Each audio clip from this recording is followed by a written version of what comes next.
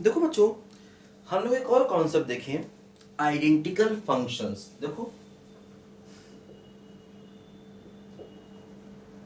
Identical functions, देखो ध्यान दो। आइडेंटिकल फंक्शन में क्या होता है? बिल्कुल एक जैसे फंक्शन।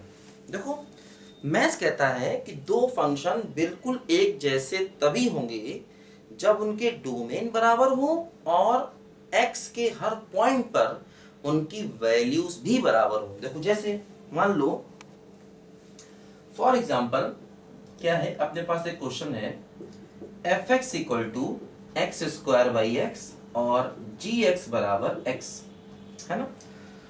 तो क्या हम इन्हें इक्वल फंक्शन कह सकते हैं? आइडेंटिकल फंक्शन या इक्वल फंक्शन एक ही बात है, ध्यान देना। आइडेंटिकल फंक्शन या इक्वल फंक्शन एक ही बात है।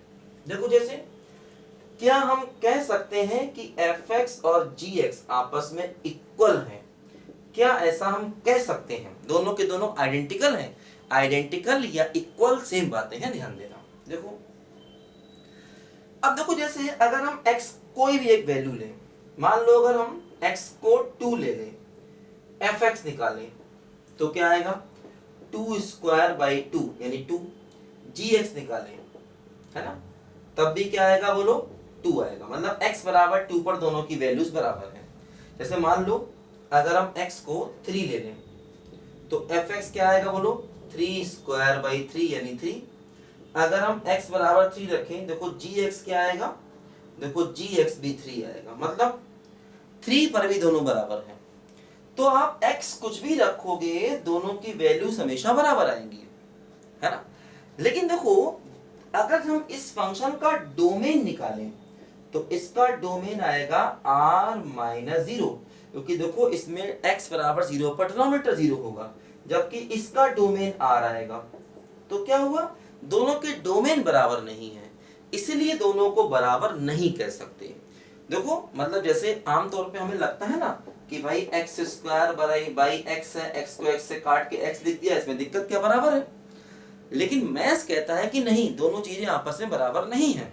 क्यों नहीं बराबर? देखो इसका डोमेन है r माइनस 0, जबकि इसका डोमेन है r, इसलिए दोनों बराबर नहीं है ना।